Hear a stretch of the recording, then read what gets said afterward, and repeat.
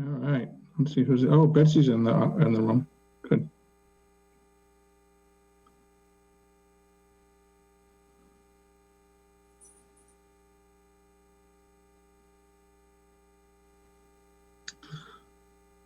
All right. Let's see here. All right, the time being 7 o'clock on November 9th, 2020. I will open this meeting of the Foxborough Board of Health under the open meeting laws and I guess Zoom laws in the state of Massachusetts. All members are present. Pauline Zadell, I think I can see. Yeah, Pauline, health agent, and Diane. Kind of far away. Trying to see who else is there. I can't really see who else is in the room. There's like a, oh yeah. Mike Johns is here, Bill Keegan is here, Mark Elfman is here, Board of Selectmen is here, John Robertson and Kevin Duquette are here. Okay, great. So Paul Steves and Eric Arvedon are on remote. And for this meeting, I see everyone has a mask on and is sitting socially distant. What I would offer is if there's anybody in the room that would like to keep their mask on, they should do so if they have any objection to removing their mask, since everyone's socially distant or safe distant. Can you, if anyone would like to keep their mask on or would like everyone else to keep their mask on, would you signify by raising your hand? And I can't see what other things. Right I'm going to take mine off so I can talk. Okay. How's that? All right. It's up to you. It's up to you. No, that's Yeah. fine. Yeah. We're plenty of distance apart, so there's no problem there. Okay. Okay. Mr. Chairman, is there a way to get this I don't know. picture of you and I out of the middle of that screen? Yeah. There. There you Right. go. Okay. So that's good. Excellent. So for the people that are sitting at the tables, it looks like Mark Elfman, Bill Keegan, and Mike Johns. Oh, there we go. Perfect. Thank you. Thanks, Mike Weber. Great. Okay. All right. So time being 7 o'clock, we will speak with Bill Keegan, our town manager. Mr. Keegan? Well, good evening, everyone, and thank you for having us here this evening. My purpose tonight was to give the entire board an opportunity to hear what we're doing in terms of the process to replace Pauline. As everybody knows, Pauline is indicated that she's going to retire as of January 1st, and as such, the responsibility falls back on the town manager's office as per the charter to fill the position of health director, as would it be for any person in the office. So we've gone through the initial process of trying to update the job description. We actually asked for some input from both Pauline and also from the chairman to try and do that. We've done that. We've posted the position, and it is up. We posted it as of last week. So we're waiting now to see if we get any candidates that'll meet the minimum qualifications. I had a conversation with the chairman about, along with Mike Johns and Mark Elfman. We met in my office probably about a week ago, a little over a week ago, to talk about what the situation is. And it's actually an important consideration here because it turns out that we're not the only ones who are looking for a director of public health at this time. There are, in fact, right now, there's about 8 or 9 communities looking for the same position with similar types of qualifications throughout the entire Commonwealth, and all being requested in roughly the same pay range that we're offering right now. We're not any higher, we're not any lower, we're pretty much in the middle in terms of where that range is, which is really where we'd like to be in terms of competing for the positions. The concern is that this actually is a statewide problem. It's not limited to just Foxborough. That as per, there was a study that was done, I just learned this the other day because I didn't realize, but because I was asking some of my colleagues, why is it so difficult to find health directors around the state?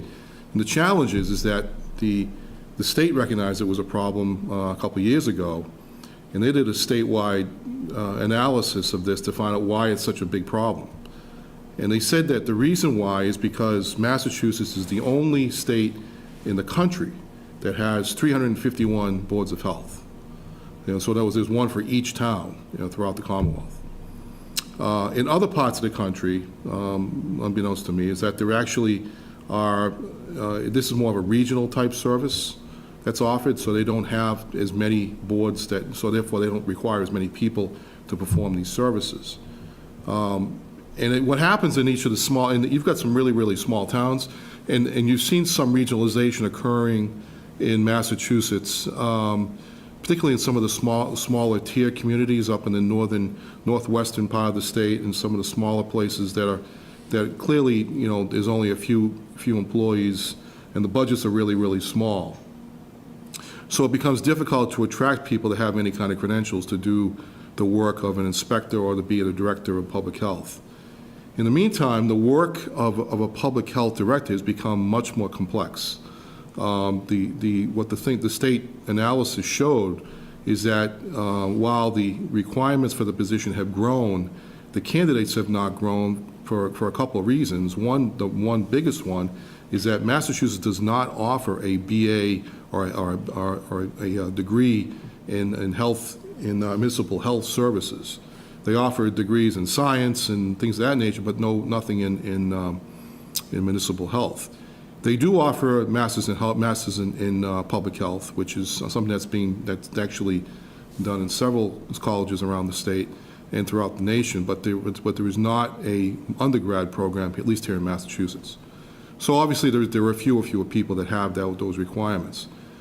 In the meantime, that same group also said there should be some minimum requirements for these positions now because they are complex. It requires at least minimum requirements for a degree, as well as preferably a master's of public health if you're a director, and also requiring that they have a registered sanitation requirement as well within a period of, I think it's up to 1 year. And then also, you have to have at least 5 years' experience as a director to actually serve in that role as well. So that makes it even more difficult to attract people to that type of role.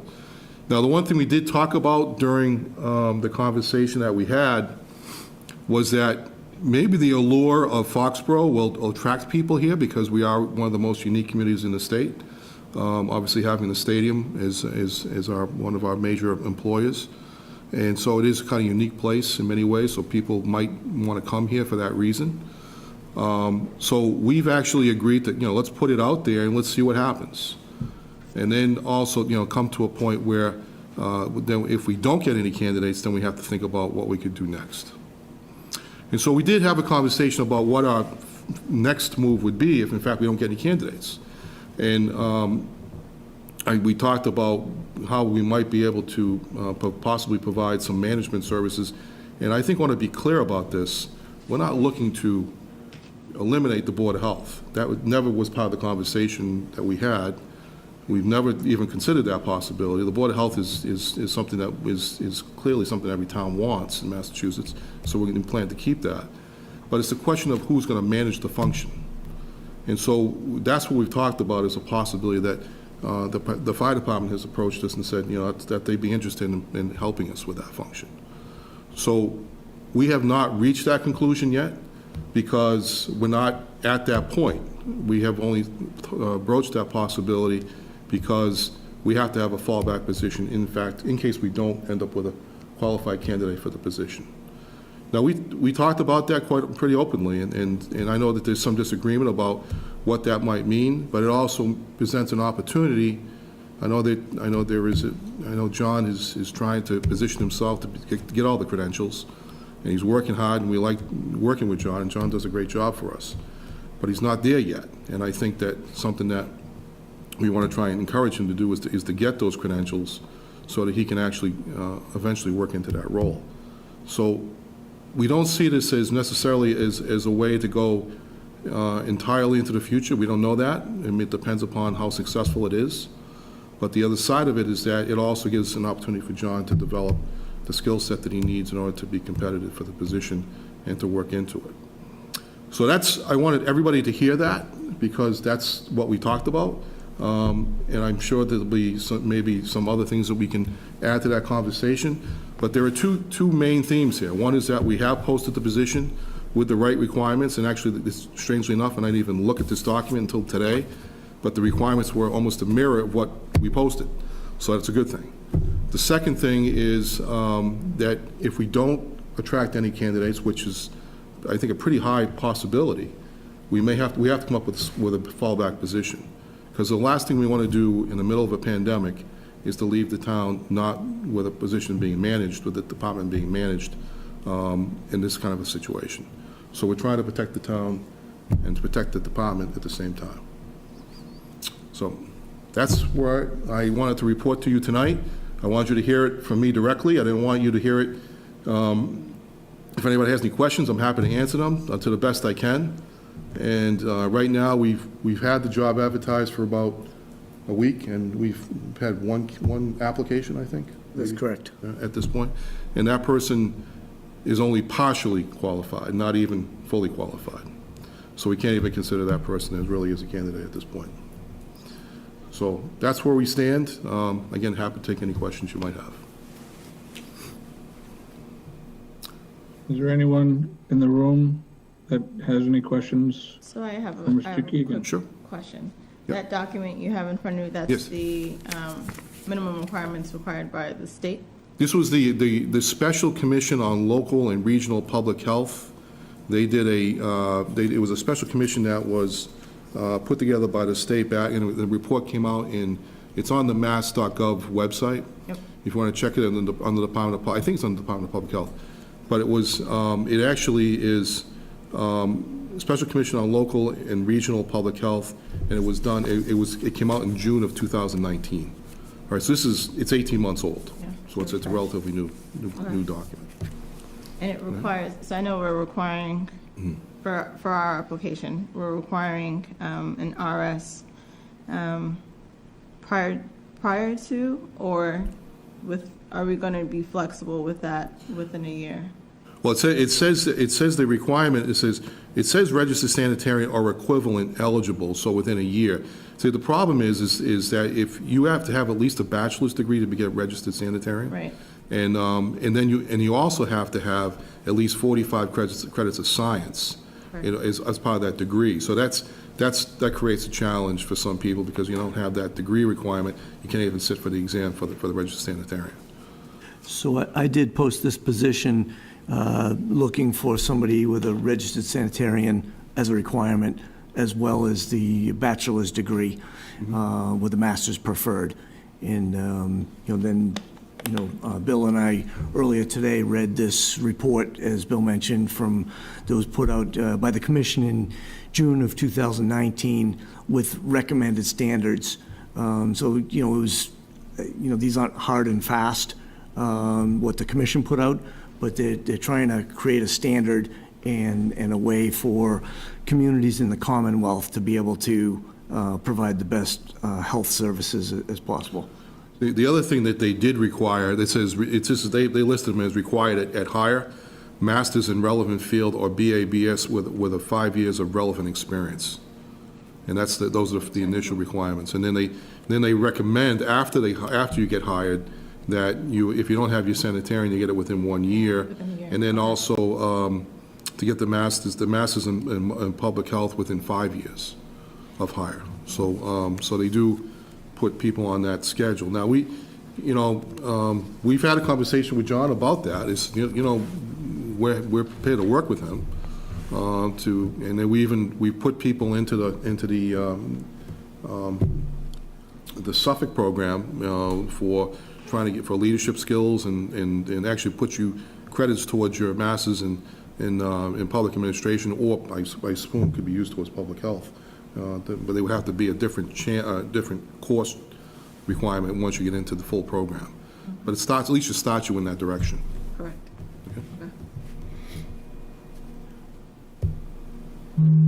Keegan, Questions? I happen to notice that of a couple of the positions that are available or are being advertised currently are quite a bit higher than us. And every single one of them requires, it says a bachelor's degree or any equivalent combination of education and experience. And they all say that they all put in their skills and abilities, and all of them have the registered sanitarian is suggested. So I think we're put in a disadvantage by requiring both of those, as we discussed earlier. So, Mr. Chairman, one of those, That's of a concern to us as well.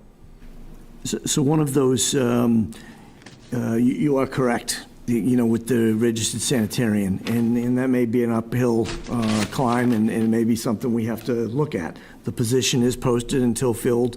But the other one, we also listed ours as bachelor's degree in public health or a related field. So we didn't box ourselves into just, bachelor's degree in public health.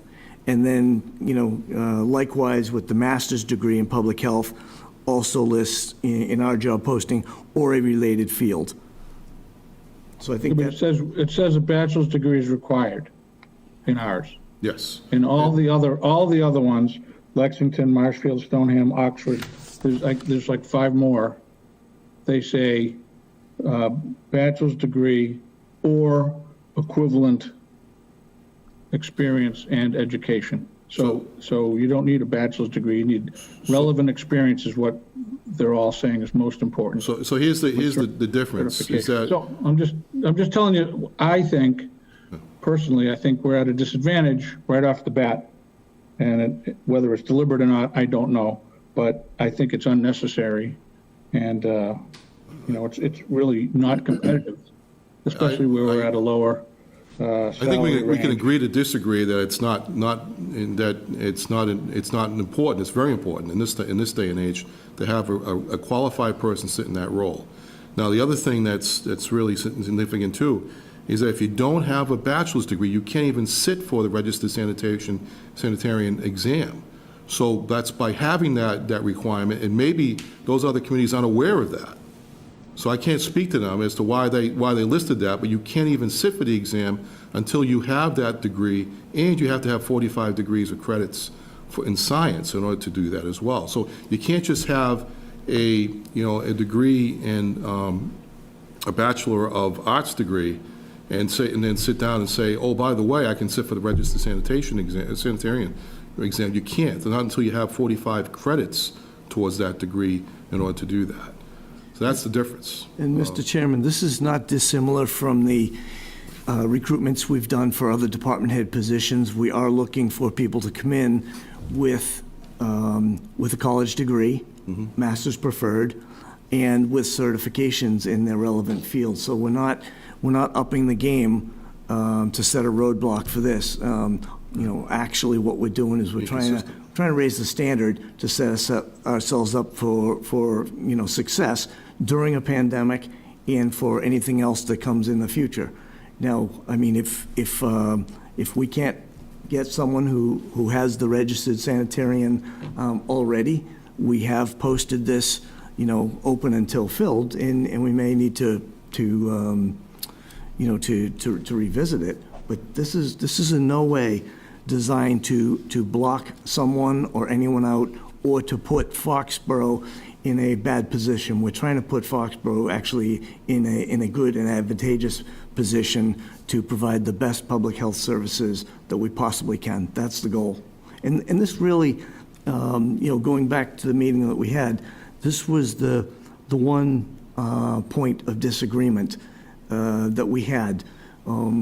We did include all of the suggestions that you had, and I stood firm on requiring a college degree for our Director of Public Health. And, I will acknowledge this is the one area where we disagreed, but this is what we do with our department heads. We're looking for managers who have an education. And it's it was different 10, 20, 30 years ago, but the workforce out there is more highly educated, and we should be demanding that of our managers coming in. No, there is an exception to that rule. The only exception to that rule that we know of right now is the building commissioner, which is typically a trades-based function, and those people do have to go sit for a pretty extensive exam, and they have to be qualified as a certified building official before they can even apply, before they can take on that role, and that's a requirement. So while they not necessarily require a degree, because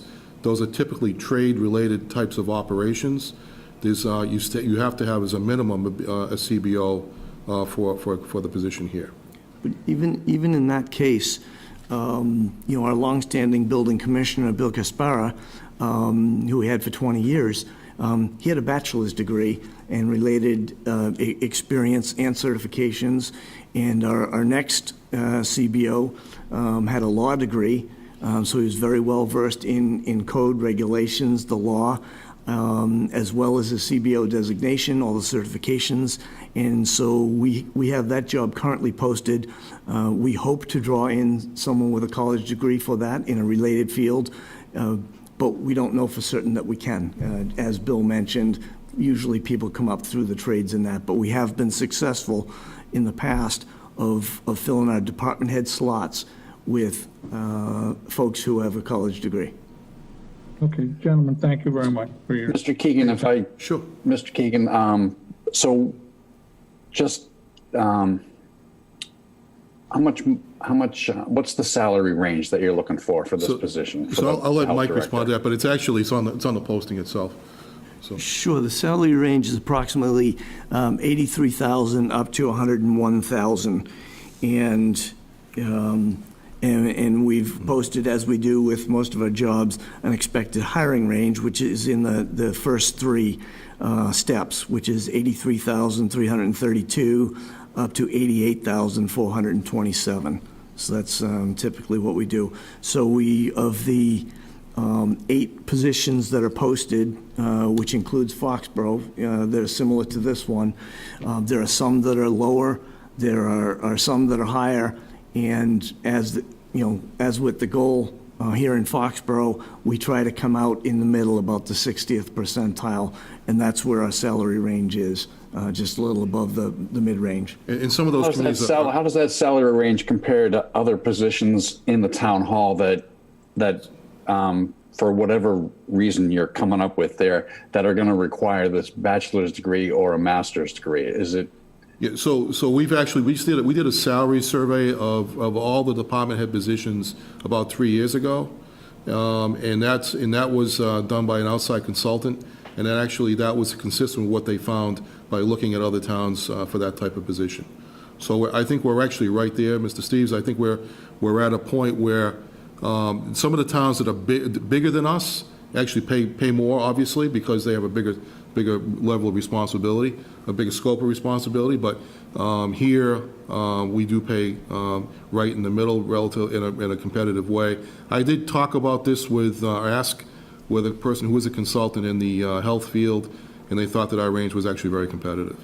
So I don't think that there is. I just had a conversation last week, and that person indicated to me that people who are paying higher than us are still having difficult finding people to attract to the position. In fact, I think one community just went out for a second or third time to look for somebody. So it's a case of. You alluded to the fact that you think someone from the fire department could fill this position. Well, who in the fire department has any of these credentials that you're talking about? So just to speak to that, thank you for that question. So we would not necessarily, they would help to manage the operation and do some of the responsibilities. But actually, the fire chief is a registered sanitarian. He has that license requirement. And also the deputy fire chief, Tom Kemp, is just a few courses away from finishing his master's in public health. So and you think either of these guys are going to have time to run our very busy office on top of running their operations? Quite honestly, Mr. Steve, we have not figured that piece of it out yet. I mean, we have not gotten to the point where we've had the full conversation of laying out that plan, because we're not at that point. But I think if we get to that point, we're going to have to lay it out and see how that's going to work. But they said that they would be willing to do it. So I think that's something that's unique, because you don't see that in many other communities where a department that's that, diverse and has a lot of different folks and responsibilities to be doing that, are interested in actually helping with that. But they've expressed an interest in trying to help out. And like I said, if anything, it'll keep us running the operation at a high level with the kind of things that we need to do in this kind of environment. So. I think there was a part of the question that was missed earlier when it came to the salaries. It was in terms of competitiveness within the town. How does this salary range compare to other director levels within the town of Foxborough and not outside of the town? Sure. I don't have the pay chart in front of me, but I can speak to that in general. So we have some department head positions that are lower on the pay scale than this, and there are some that are higher. The chief assessor is one of the ones that's on the same exact pay scale. So it's based on the complexity of the position, the supervision, the education required, certifications, those sort of things. So it's In the outside market. Right, in the market. In the outside market. So this position is at the upper level of the department head pay scale, but not the top. Is it a G7 or level 7 or 8? This is It's actually a grade grade 8 8 in terms of our pay scale. Somewhere. Okay. Thank you. You're welcome. All right. Is there anyone else who would like to speak or ask any questions of these gentlemen? Okay, I'm hearing none. I'm not sure what the procedure is. I apologize. I'm not from Foxborough. I'm from the Massachusetts Association of Health Boards. I'm not sure what point you are in your meeting, whether others are permitted to speak now or not. I'm sorry. Cheryl, absolutely. If you would like to speak, I think you've been participating anyhow in this. You've been hearing the discussion, I guess, right? Yeah, Sure. Great. Please continue. Thank you. For those that don't know me, I am Cheryl Sabara. I am the senior staff attorney and the executive director of the Massachusetts Association of Health Boards. We represent the 351 local boards of health in the Commonwealth, all of whom have the legal authority to enact regulations and to enforce federal, state, and local public health regulation. I was also a member of the Special Commission on Local and Regional Health and was one of the members who voted unanimously to support the blueprint for local public health excellence in the Commonwealth, which has been referred to this evening. And the report is really an extremely comprehensive, I think, really the gold standard of what we hope we can achieve in the Commonwealth when it comes to workforce requirements, to foundational public health services, and to a lot of the things that were discussed this evening already. I will say that when my colleague Laura Kitros was the chair of the Workforce Development Committee and came up with the proposed workforce credentials. And it was done acknowledging the fact that in most places in the Commonwealth, or in a significant number of them, we do not have those workforce credentials in place right now. It's the gold standard. It's what we would like to get to. And in order to get there, we filed a few bills with the legislature, the most recent one being SAFE 2.0, which would eventually require folks to have the credentials that Foxborough is looking at right now, which is certainly where we want to go. There is in the recommendations from the Special Commission and I don't want to call it a waiver, but there's a way that a municipality can hire someone without the necessary credentials, as long as they feel that the person has the experience necessary to fit the job and will eventually get the criteria. So that's in the special commission's report. The other thing that really needs to be said now that we're in the middle of a pandemic is that the Commonwealth is finally understanding the fact that police and fire have the same obligation that boards of health do. We all get our legal authority from the police power to protect public health, safety, and welfare. But police and fire have they have direct funding from the legislature in addition to their local tax funding. Boards of health departments don't enjoy that same funding mechanism. They are only funded by the local tax base, which is why it's really important when you're looking at addressing qualifications and what needs to be done.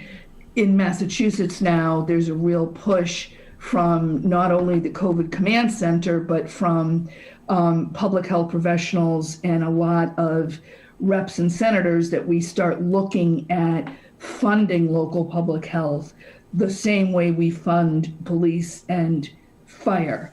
In addition, if you look at the statutory responsibilities of local public health, the list is too long for me to recite to you now. I can certainly send it to you.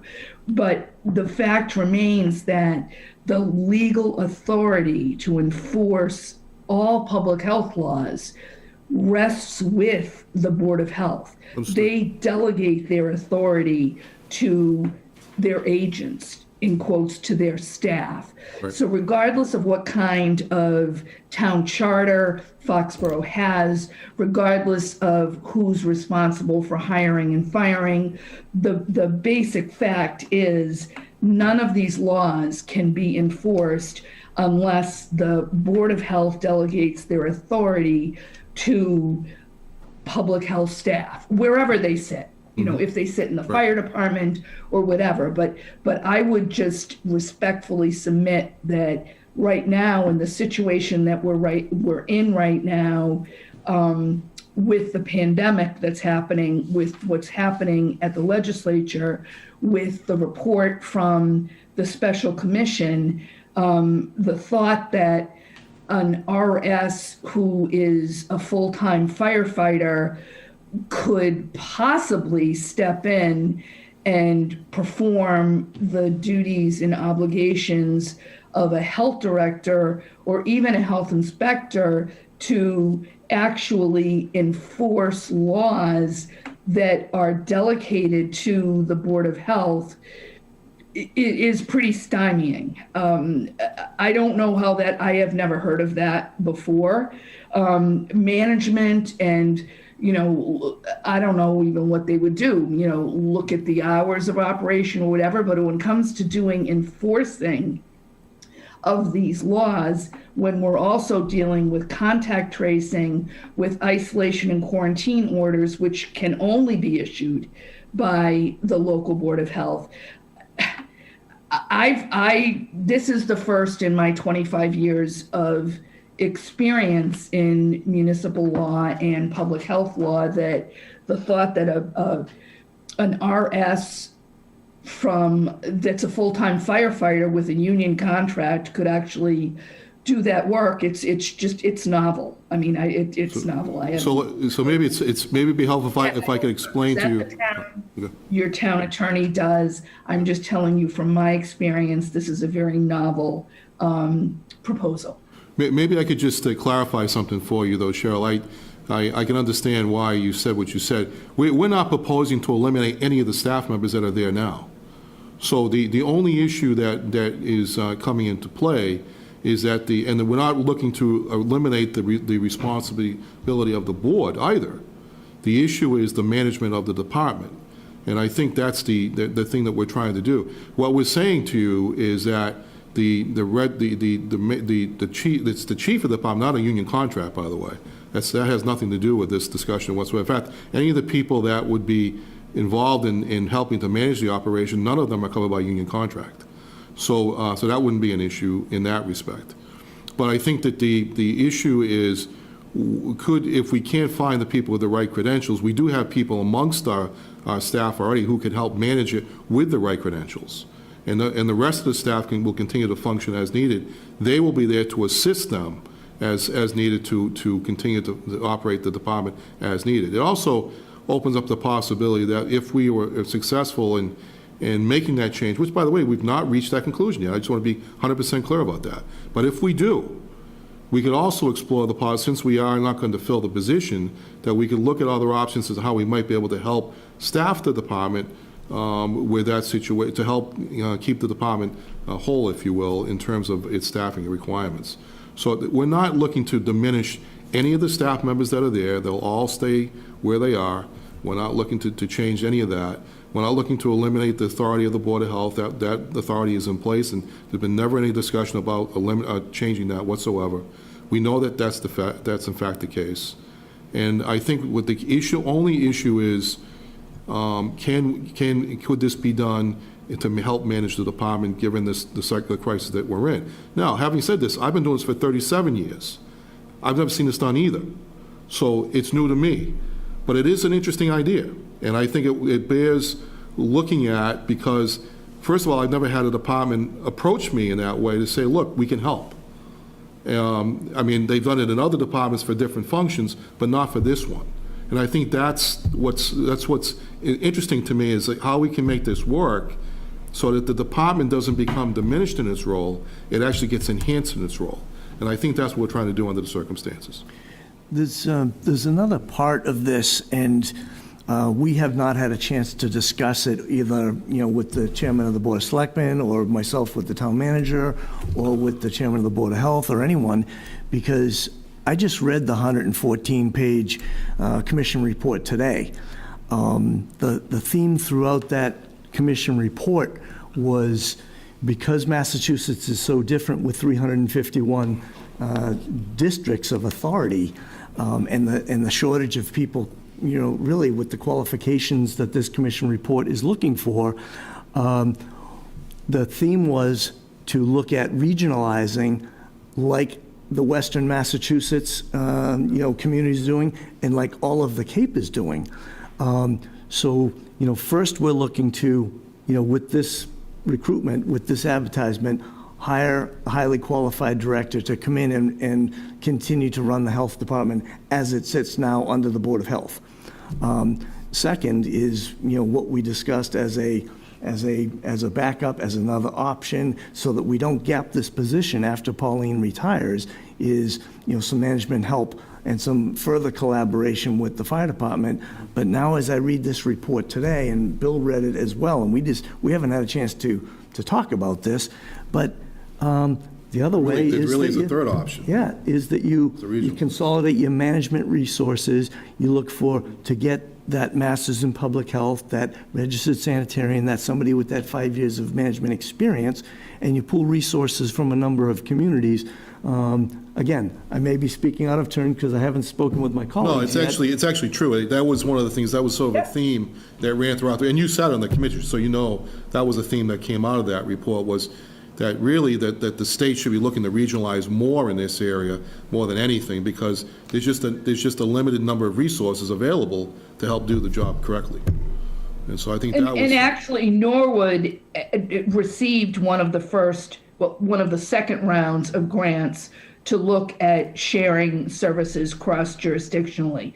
That certainly is. That's why it also seemed so strange to me that the fire department was a potential alleged solution when we are looking at sharing professional public health services as a way to provide equitable equitable public health services throughout the Commonwealth, which we don't have now. I think why this is so unique in Foxborough is because we have a deputy chief who is not only, he's also an RN, he's a few courses away from finishing his master's in public health, and the chief of the department is a registered sanitarian. It's just unique. No, I understand It's that, unique. but I don't know how they can do their full-time jobs and also. That's a question that we have to answer that question. We haven't answered it yet. So but it's something that it's worth exploring at least as an option. We don't know that answer yet, but, we can certainly look at it. So. All right. Great. Okay. Anyone else? Comments? All right. Everyone, thank you very much for coming in. I'm going to call this matter closed. You're welcome to stay. We have just a couple other things on our agenda. You're welcome to stay. And I think, Mr. Weber, you're going to keep us on Zoom, right? I believe. Okay, so this matter's closed. Well, all due respect, I have another meeting tomorrow night, so I think I'll leave. Okay, great, thank you. Thank you very much. Thank you. Thank you for having us in this evening. Thanks for having us. Thanks. All right. Cheryl, thank you very much for coming. I like your background. Yeah, Thank you, Cheryl.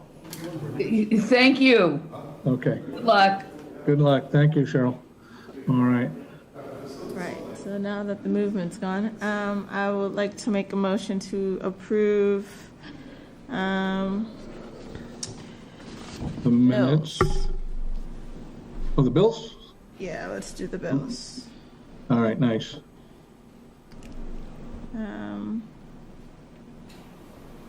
So the first bill is for Pauline Zadell, is for $50. Second bill is for the Pros car, that's for $14. First bill is for Pauline Zadell for November Communications for $50. And then the Pros car for a car wash for $14. And then the next one was Granger for disposable gloves for $17.05. And then another Granger order for inspection supplies for $48. And then Pauline Zadell, Diane Pasafaro, November Communications for $50.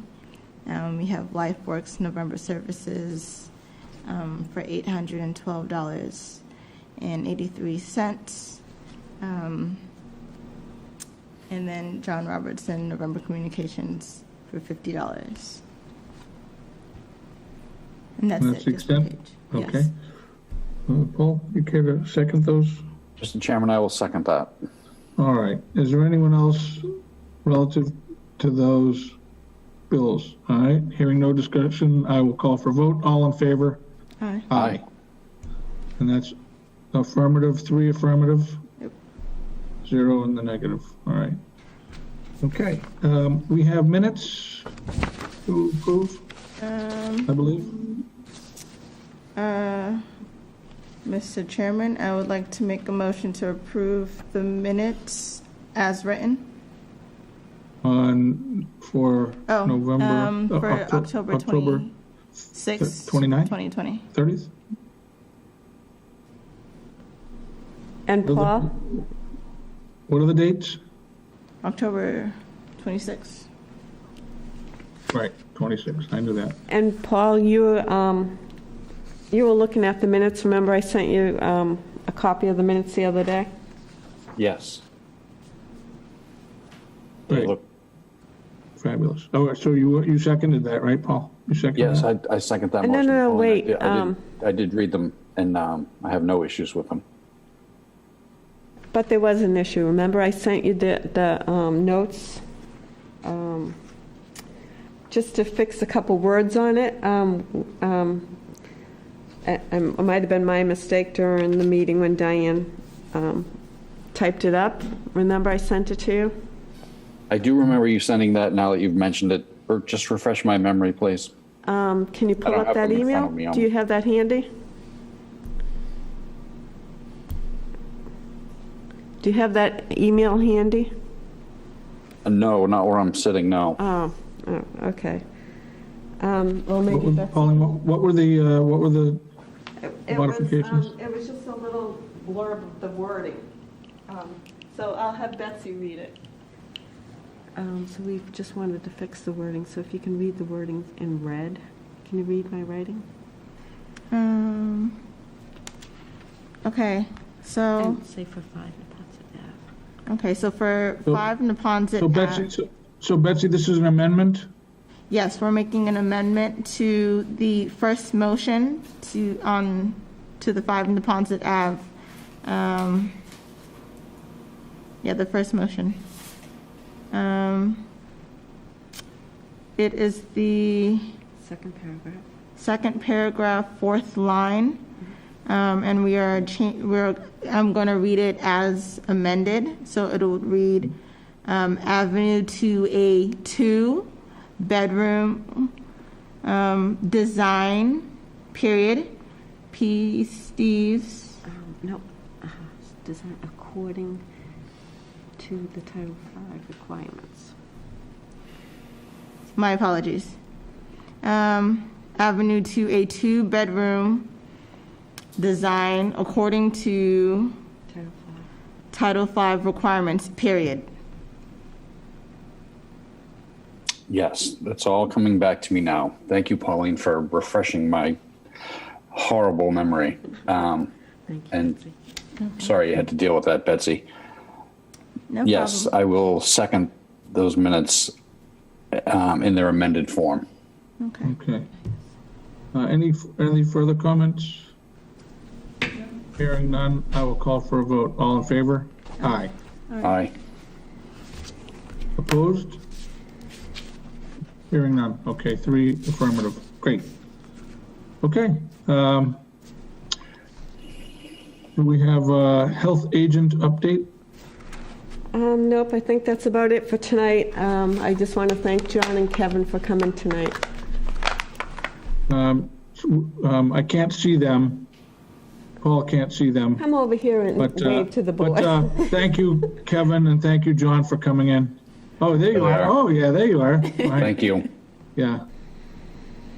Okay, great. All right, drive carefully. Mr. Weber, thank you so much Thank for taking care of us tonight. Paul, someone make a motion to adjourn? I would like to make a motion to adjourn. The time is 7:47. All right. Second. And Betsy, you seconding, I think, right? Yes. All right. Hearing nothing, all in favor? Aye. Aye. All right, beautiful. Thank Okay, you, Mr. Chairman. all right, thank you very much. Good night, everyone. Thank you, Diane. Thank you, Pauline. Thank you, Good night, Betsy. everybody. Diane, right, thanks, John, thanks, Kevin. Bye. Thank you, Mr. Weber. Thank you, Mr. Weber. Nice music.